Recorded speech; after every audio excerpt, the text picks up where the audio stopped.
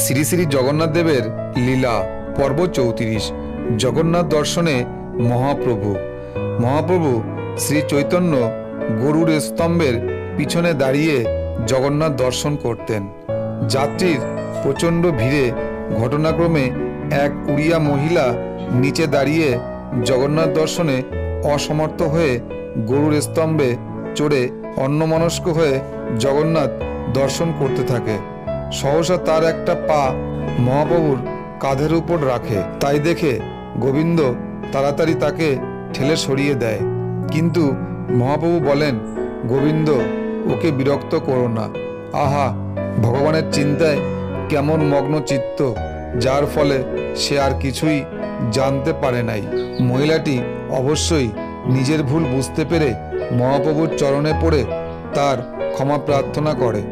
তাতে মহাপ্রভু মন্তব্য করেন যে জগন্নাথ আমাকে ওই মতো এত নিবিড় আরতি প্রদান করেন নাই যেটি মহিলাটির আছে, কারণ সে বুঝতেই পারে নাই যে তার একটি পা অপর আরেকজনের দেহের উপর রক্ষিত রয়েছে।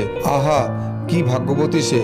জগন্নাথ দর্শনে আমার যদি ওই রূপ আরতি থাকতো, তাহলে আমি জগন্নাথকে ব্রজের মদমোহন রূপে দর্শন করতে পারতাম। ও যখন তারষ্টে বংশী ধ্বনিত হচ্ছে, কিন্তু আমি দর্শন করছি তাকে কুরুক্ষেত্রের ভগবান রূপে, বৃন্দাবনের ভগবান রূপের পরিবর্তন। মহাপ্রভু ভাবে বিভোর হয়ে পড়েন এবং গোবিন্দ মহাপ্রভুকে অতি কষ্টে গম্ভীরায় ফিরিয়ে আনে। মহাপ্রভু কিন্তু ক্রন্দন করতে থাকেন, হায় হায় বৃন্দাবন বিহারী, আমার প্রাণনাথ কৃষ্ণকে পেয়েও তাকে আবার হারিয়ে ফেললাম।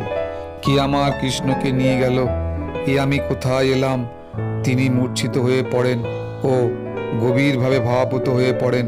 পুনরায় তিনি উচ্চস্বরে বলতে থাকেন, আমার অন্তরাত্মা অমূল্য কৃষ্ণধন প্রাপ্ত হয়েও আবার হারিয়ে ফেললাম।